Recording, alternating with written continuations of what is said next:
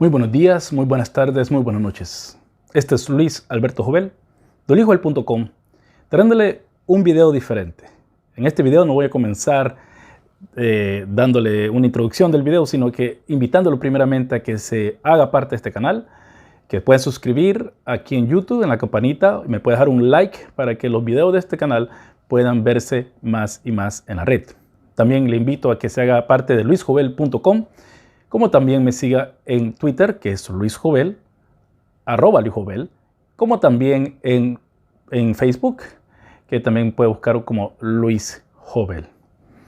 El video de ahora es diferente porque voy a hacer una respuesta a lo que tomó lugar casi una semana atrás en Grace Community Church, liderada por John MacArthur. Y no solamente soy el único que estoy haciendo una respuesta a eso, sino que hay muchas otras iglesias, en especial en Latinoamérica, están haciendo comunicados denominacionales al no seguir el mal ejemplo de este hombre. Igualmente como Mark Dever y otros también han escrito en Estados Unidos a no seguir lo que está haciendo John MacArthur. Y Mark Dever llegó más lejos aún diciendo que como John MacArthur escribió que él iba a abrir su iglesia, lo hizo de una forma para hacer sentir mal a los demás, como hacer los que estaban pecando si no lo hacían. Todo esto no lo voy a mencionar en mi réplica, me voy a concentrar casi exclusivamente, o que no exclusivamente, en la palabra de Dios, que es lo que la Biblia nos dice, usando 3 versículos que MacArthur usó para justificar que él habría devuelto a su iglesia, como también como él piensa con respecto a la iglesia, qué es lo que él piensa que la iglesia es y qué es lo que la iglesia debe de hacer, dictada o no por el gobierno. Así que espero que usted pueda seguirme en este video, espero que usted también pueda ser edificado en este video y también que poder comprender de que no podemos tomarnos esta situación de la pandemia del coronavirus o COVID-19 tan a la ligera. Tenemos que ser sabios, tenemos que ser cuidadosos y por sobre todo tenemos que amar al prójimo como a nosotros mismos. No podemos decir que amamos a Dios si no amamos al prójimo. Y en este caso, en esta ocasión, en esta situación, tenemos que amar al prójimo como nos amamos a nosotros mismos. Así que le invito a que quede viendo este video y que Dios le bendiga. Para cuando vean este video, muchos, si no la mayoría de evangélicos, habrán sabido, discutido o defendido o condenado la reunión que John MacArthur mantuvo en su iglesia, Grace Community Church, el domingo 26 de julio del presente año. La decisión que MacArthur y los ancianos de su iglesia tomaron de hacer algo que va en contra de las directivas del gobierno de California con respecto a reuniones en lugares de adoración, va en contradicción de lo que hicieron meses atrás cuando se comprometieron a seguir la ley de cuarentena en respuesta a que predicadores pentecostales como Ronnie Harold Brown abrieron sus iglesias y fueron arrestados por ello. MacArthur no haría algo tan tonto como esos pentecostales a los que él tanto ha atacado como no cristianos. Luego en mayo trataron de abrir la iglesia cuando Trump declaró a las iglesias como entidades esenciales. Pero esto fue rechazado por la Corte de Apelaciones y una vez más, MacArthur y su iglesia, aunque no estaban de acuerdo, dijeron que acatarían la decisión tomada por las autoridades puestas por Dios. ¿Qué pasó? Según MacArthur, el gobierno se ha pasado de su mandato de parte de Dios que en decir cuándo y dónde las iglesias pueden o no congregarse. Debemos de recordar que esto no es algo específicamente en contra de las iglesias. Restaurantes, gimnasios y muchas otras entidades han sido ordenadas a cerrar también. Así que la retórica de martirio que se lee y eventualmente se oye de parte de MacArthur es engañosa y da una impresión que no se ajusta a la realidad. Parte de su decisión al reabrir la iglesia, por lo que él mismo dijo, eso en su sermón, fueron las estadísticas de muertes causadas por otras enfermedades, accidentes o adicciones. Un ejemplo es el de las muertes por alcohol, pero últimamente siempre usa la carta del aborto para acentuar su queja, que usa las muertes de inocentes para justificar poner en peligro la vida de inocentes es simplemente deplorable. En su anuncio de reapertura de su iglesia, MacArthur recuerda cómo los puritanos fueron despedidos de los púlpitos ingleses por la iglesia anglicana y que ésta tiene como cabeza de la iglesia al monarca inglés hasta el día de hoy. MacArthur, que ha hecho alarde de ser del ala reformada, aunque los reformados históricos no lo aceptan a él y a sus asociados como reformados, convenientemente no menciona cómo el gobierno temporal en Ginebra y en otros enclaves reformados no solo dictaban cuándo, dónde se podía reunir la iglesia, pero también qué se predicaba y cómo se adoraba. La iglesia anglicana, la era de los puritanos, hacía lo mismo que hacían los calvinistas y luteranos en sus tierras, y aquellos que no acataban a tales órdenes se les llegó a conocer en Inglaterra como los no conformistas, entre ellos los puritanos, bautistas y luego los metodistas.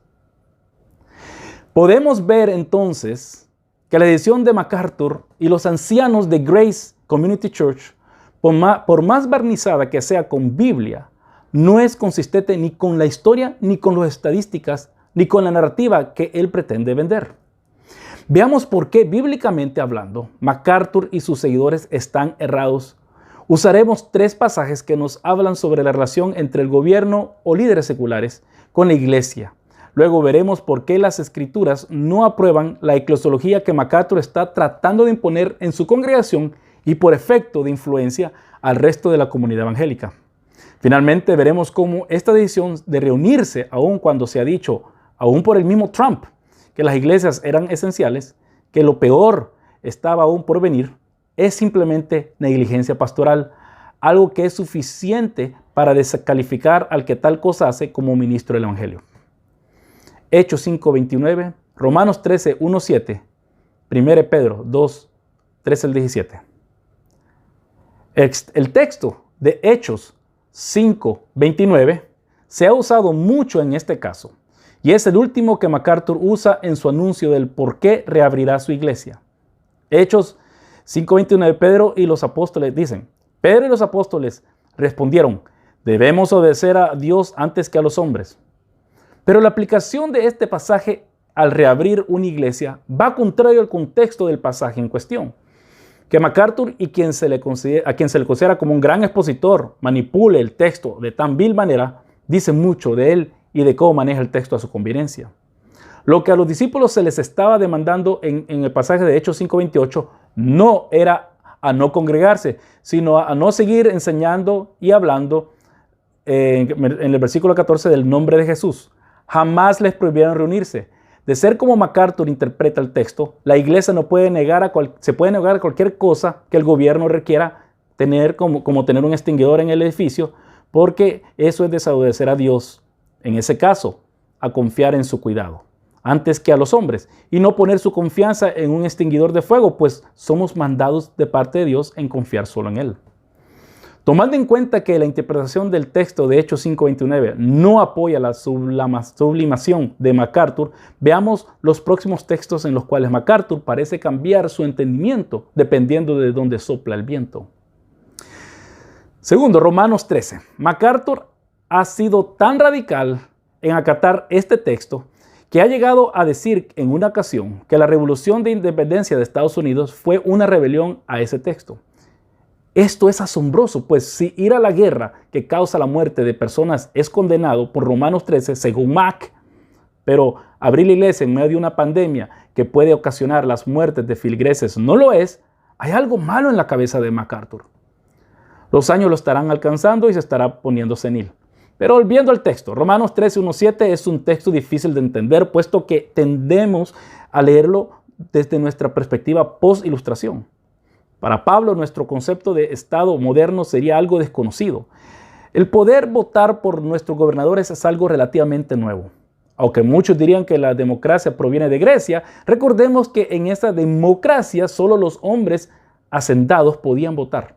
El resto no tenían acceso al voto. Luego, con Roma, era un emperador que llegaba al poder por descendencia o asesinato. Luego, los reyes europeos eran autócratas. Fue hasta el siglo XVII que vemos ya un cambio de gobierno que comienza a reflejar lo que ahora tenemos, no en todo el mundo. Durante ese lapso, 2000 años, Romanos 13, 1-7, se ha interpretado según la conveniencia del gobernante como también el contexto del gobernado. Para poner el texto en contexto de Pablo, él estaba escribiéndole a la iglesia en la capital del Imperio Romano, al comienzo del mandato de Nerón. El cristianismo solo había experimentado la persecución de parte de los judíos y no de los romanos. Luego en Filipenses 2, 5, 11 vemos cómo Pablo pone énfasis que el emperador doblará su rodilla delante de Cristo, algo que sería sedición para Roma. Pero en este caso, en este tiempo, Pablo aún gozaba de su libertad y más tarde apelaría al emperador para liberarse de los judíos. Hechos 25:10. La pregunta resulta, ¿es este texto entonces aplicable en todas ocasiones y en todo lugar? Mi respuesta sería no. Este texto está hablando de una situación en la cual aún la autoridad, aunque no profiesa el cristianismo, no es simétricamente opuesta a la comunidad cristiana. Se nos llama a someternos y a darles honor a las autoridades porque son puestas por Dios y de alguna manera son sus servidores, como el versículo 6 dice. Los impuestos romanos es sabido que eran injustos y arbitrarios, pero este texto, Pablo dice a los creyentes en Roma, deben de pagarlos. Los creyentes tenían la oportunidad de demostrar su oposición a lo que el imperio hacía, no dando dinero a la maquinaria del imperio. No obstante, Pablo dice que no podemos hacer tal cosa. Viendo el texto desde este enfoque, no podemos rebelarnos a las autoridades como se nos antoje o en contra de aquellas leyes que nos pareciera, pues, que no nos pareciera. Pues esto afecta a nuestras conciencias, según el versículo 5. Simplemente para Pablo, no hacerles caso a las autoridades es rebeldía contra Dios. El otro texto que sería más apropiado en una atmósfera de persecución es 1 Pedro capítulo 2, versículo 13-17. Sabemos que la iglesia estaba pasando persecución por la evidencia interna de la carta, 1 Pedro 1:6, 4:12.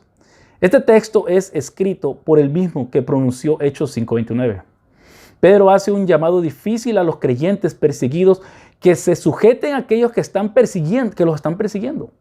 Al describir el papel de dos autoridades que menciona Pedro, el rey y sus gobernadores, Pedro hace eco a Romanos 13 de lo que hacen, que es mantener el orden de la sociedad, castigando el mal y reconociendo el bien. Pero Pedro lleva más allá este mandato. Él dice que la voluntad de Dios es sujetarse a las autoridades no por conveniencia o oportunismo político, algo que encontramos muy a menudo dentro del pueblo evangélico de hoy, pero porque sujetarse es la voluntad de Dios. Esta sujeción no es solo para hacer la voluntad de Dios, cosa que todo creyente está llamado a hacer, pero también para callar a los insensatos que los criticaban. Es el sufrimiento que llegará a los que quieren hacer la voluntad de Dios por hacer el bien. 1 Pedro 3:17 y 4:19. Vemos que 3 veces en la carta se menciona el sufrir por hacer el bien y que este sufrir es la voluntad de Dios y desde el principio de la carta 1:6, como vimos anteriormente, el sufrimiento del cristiano es un tema central de 1 Pedro. Pero veamos, este sufrimiento toma lugar dentro de una persecución religiosa en la cual se espera que el cristiano practique su peculiar religión, pero también ofrezca adoración al emperador. Curioso que Pedro solo le dice rey, que es el título de lo que los romanos le daban a aquellos gobernadores de alto rango como Herodes, pero que no estaban a la altura del César. El cristianismo puede otorgar sometimiento y respeto, pero no adoración. Si hay represalias por no acatar los requerimientos del rey, se entiende como la voluntad de Dios que eso pase. Finalmente se les dice que se les dé a todos debido respeto y esto incluye al rey, pero se manda amar a los hermanos y temer a Dios. No debemos de temer a los gobernantes, pues sabemos la promesa que aquellos serán juzgados en el día del juicio, 1 Pedro 2:12, y que al acusarnos de hacer el mal, ellos verán que hacíamos buenas obras. Este sometimiento es extremo. No vemos a Pedro escribirles a las iglesias de Asia Menor que si el rey y sus gobernantes se exceden de su mandato, los cristianos se deben de rebelar contra ellos. Lo que sí dice es que al someterse hacen la voluntad de Dios. Los insensatos no tendrán de qué hablar contra ellos El hecho que MacArthur abrió su iglesia ha dado mucho que hablar entre los inconversos de cómo los cristianos están tomando por sí mismos la ley y de cómo no aman a sus hermanos al hacer un despliegue tan burdo de falta de higiene y distanciamiento social. El hecho que John MacArthur apareciera en Tucker Carlson de Fox News y se mofara de que los miembros de la congregación se abrazaban unos a otros y no tenían máscaras, cosas que el gobierno, no solo del estado, sino del federal, también han recomendado hacer para evitar el contagio, es un rechazo a amar a los hermanos. John MacArthur ha fallado en amar a los hermanos, exponiéndolos a una enfermedad que para algunos será mortal y para otros dejará secuelas por el resto de sus vidas. Repito, no estamos bajo persecución, estamos bajo la pandemia en la cual restaurantes, escuelas, cines, cafetines, gimnasios y otros negocios han sido cerrados por las mismas razones por las que se han pedido a las iglesias cerrar. No hay una persecución específica de la fe cristiana, pues tampoco los musulmanes, budistas, hindúes, etc. se pueden reunir. Llamar la situación presente una persecución religiosa contra la iglesia es una mala representación por parte de MacArthur y está apuntando a una atmósfera de pánico, que es una carga más a la atmósfera que ya está presente por efectos del COVID-19. Podemos ver que por lo tanto, que 3 de los versículos principales usados por John MacArthur para justificar reanudar los servicios dominicales en Grace Community Church están siendo usados fuera de contexto. No demuestra la intención original por la cual fueron escritos y descaradamente los contradice y no muestra que esté dispuesto a hacer la voluntad de Dios, sufriendo, sometiéndose a las autoridades puestas por Dios. Errores teológicos. ¿Qué es la iglesia? ¿Sacerdocio todos los creyentes? El concepto de la iglesia es muy distorsionado el día de hoy. Muchos creen en que el cristianismo comenzó con su iglesia, que fue fundada quizás 50 años atrás. Los más cerrados y que rayan a ser herejes piensan que el fundador de su iglesia o denominación restauró la iglesia después que ésta se había descarriado de la verdad por siglos y a veces milenia. Pero también está el mal concepto de que la iglesia significa estar en un auditorio con 4 paredes oyendo a un predicador en particular. Si esto no pasa, la iglesia, la de John MacArthur, no se hubiera reunido. En el occidente del Edicto de Milán en el año 313 por el emperador Constantino, la iglesia ha gozado de reunirse en sus templos, catedrales y basílicas sin ningún impedimento. Las únicas interrupciones han tomado lugar durante tiempos de guerra, si países o territorios adoptan gobiernos que son anticristianos y, por supuesto, pandemias. MacArthur dice que solo dice una parte de la definición de la palabra eclesia, que quiere decir asamblea, en su anuncio de que volverían a reunirse en el templo. MacArthur dice que la Biblia dice que no hay que dejarse congregar como asamblea, citando a Hebreos 10:25. Primero veamos el contexto y significado de Hebreos 10:25 y luego veamos cómo la asamblea del Nuevo Testamento se reunía. En Hebreos 10:25 dice: no dejando de congregarnos como algunos tienen por costumbre, sino exhortándonos unos a otros y mucho más al ver que el día se acerca. Estos creyentes estaban siendo presionados a no solo no congregarse, sino que también a dejar el cristianismo y regresar al judaísmo. La palabra dejando, ekatoleipontes, apunta a desertar o abandonar algo o a alguien. Por eso se menciona que el día se acerca. Obviamente está hablando del día del juicio, cuando regresa el Señor. Estaba el Señor tardándose mucho. El mandamiento, sino exhortándonos unos a otros, apunta a más adelante en la carta, donde dice esto. Pero ¿cómo se congregaban los cristianos en el primer siglo? Como dije anteriormente, MacArthur parece pensar que la forma ideal de congregarse es ir a su mega iglesia y oírlo a él predicar. El fenómeno de las mega iglesias proviene del siglo XIX. No es algo que la iglesia cristiana ha experimentado en su historia por mucho tiempo. Lo que sí podemos ver es que la iglesia primitiva se congregaba no en una mega iglesia, pero en las casas de los creyentes. Unos pasajes nos podrían informar al respecto. Mateo 18:20, Juan 4:21, Hechos 2:42-47, Romanos 16:5, 1 Corintios 3:16, 1 Corintios 16, 19, Colosenses 4, 15, Filemón 1, 2, 1 Pedro 2, 9 y 2 de Juan 1, 10. En estos pasajes vemos dos cosas: que la iglesia primitiva se congregaba en las casas, no en lugares grandes que aparecieran hasta el segundo siglo. Vemos que en Juan 4, 21, 24, Jesús tiene una conversación con una mujer samaritana que le pregunta cuál es el lugar indicado para adorar. La respuesta de Jesús es que ni en el monte Gerizim o en el templo de Jerusalén, pero que los adoradores que busca el Padre son aquellos que adoran en espíritu y en verdad. Dios no mora en templos hechos por hombres, pero sí mora en su nuevo templo, que es la iglesia. El lugar donde esa iglesia se congrega, ahí está el Señor.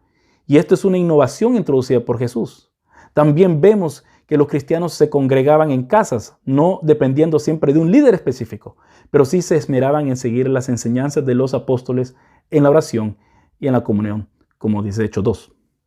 Podemos ver que el no reunirse en un templo en particular no quiere decir que la iglesia no se reúne. La iglesia fundada por Jesús no está limitada a orar a Dios en un lugar específico, en una hora específica o oyendo a un específico predicador. Es más, Pablo dice que los creyentes pueden orar en todas partes, no necesariamente en un solo lugar. 1 Timoteo 2:8. Es más, aunque el libro de Hebreos 13:15 se nos dice lo siguiente: por tanto, ofrezcamos continuamente mediante el sacrificio de alabanza a Dios, es decir, el fruto de labios que confiese su nombre. Pero en Efesios 5:19 se nos dice lo siguiente también: hablando entre vosotros con salmos, himnos y cantos espirituales, cantando y alabando con vuestro corazón al Señor. Vemos que podemos alabar a Dios tanto con nuestros labios como con nuestros corazones. Por lo tanto, podemos reunirnos sin necesidad de cantar, si la situación así lo requiere, como lo que estamos pasando el día de hoy. Finalmente, pareciera que MacArthur no confía que sus feligreses puedan estar sin oír sus predicaciones o enseñanzas. Acaba de celebrar 50 años de estar en su iglesia, pero no puede confiar que esa gente a quien, según él, les ha predicado la palabra de Dios no adulterada, dejen de oír el evangelio verdadero, soporten estar un tiempo sin su guianza. O sea, ese evangelio pareciera que no ha hecho madurar a los miembros de Grace Community Church. En momentos como los que estamos viviendo, es la perfecta oportunidad que volvamos al método de congregarnos que hemos visto practicado por la iglesia primitiva y a ejercer el sacerdocio de todos los creyentes. Este es el tiempo que los líderes de la familia, principalmente los padres, pero también las madres, pueden discipular a sus hijos o a sí mismos. Esta es la oportunidad para ver si los miembros de la iglesia en realidad han aprendido las doctrinas de Cristo o si dependen de una manera enfermiza de la congregación a la que atienden, sucumbiendo a la cultura de consumismo. MacArthur dijo en el programa de Tucker Carlson que él y los suyos son los verdaderos protestantes, pues según él protestan contra las mentiras y engaños. Lo que no dice es que él mismo ha sido engañado por las teorías de conspiración, poniendo muy poca atención a lo que está haciendo la pandemia en su propio país. Consecuentemente, engaña a sus feligreses, dándole una falsa seguridad de que no es importante si se enferma o no, que total, como dijo en su predicación, la enfermedad afecta principalmente a los de la tercera edad. Esto no es una respuesta pastoral a personas que posiblemente morirán al ser contagiados por congregarse sin ningún cuidado a la higiene o distanciamiento social. Tampoco es responsable decir que la pandemia afecta solo a personas que no son de la tercera edad. Ahora que estamos viendo que al no morir por el COVID-19, personas jóvenes tienden a sufrir efectos probablemente para el resto de sus días. Podemos concluir que los hechos por John MacArthur de reabrir su congregación en pleno apogeo de la pandemia no es solamente un acto de irresponsabilidad pastoral que sería el equivalente a negligencia profesional, sino que también es una rebeldía ante quienes Dios ha determinado que nos debemos sujetar, justificada con una manipulación de textos bíblicos. Este mal ejemplo ya lo podemos ver que está afectando a iglesias latinoamericanas que están queriendo imitar la acción irresponsable de MacArthur en sus países. Recordemos, si aún en Estados Unidos, un país que goza de mejores cuidados médicos en el mundo, no da abasto con los infectados por el COVID-19, ¿qué esperamos que suceda en los países latinoamericanos? ¿Es esta actitud arrogante y de revancha un buen testimonio para los no creyentes? ¿Es exponer a nuestros hermanos y a nuestros prójimos a una pandemia que que aún no se tiene una vacuna, guardar el segundo mandamiento? La respuesta a todo esto es un rotundo no. John MacArthur está llevando a su iglesia y a los que le siguen por un mal camino. Entonces, viendo cómo cristianos están dispuestos a seguir a un caudillo espiritual y no a lo que está escrito en la palabra de Dios. Esta clase de situaciones solo se dan en las sectas, como las de Jim Jones y lo que pasó en Guyana, o con la de David Koresh y lo que pasó en Waco, Texas.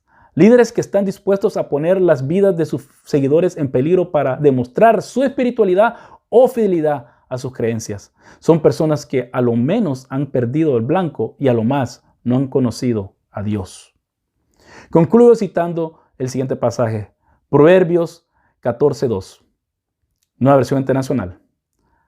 Hay caminos que al hombre le parecen rectos, pero que acaban por ser caminos de muertes. Que Dios nos guarde, que nos bendiga y esperamos que John MacArthur y su congregación cambien de rumbo. Este es Luis Alberto Jovel. Hasta pronto.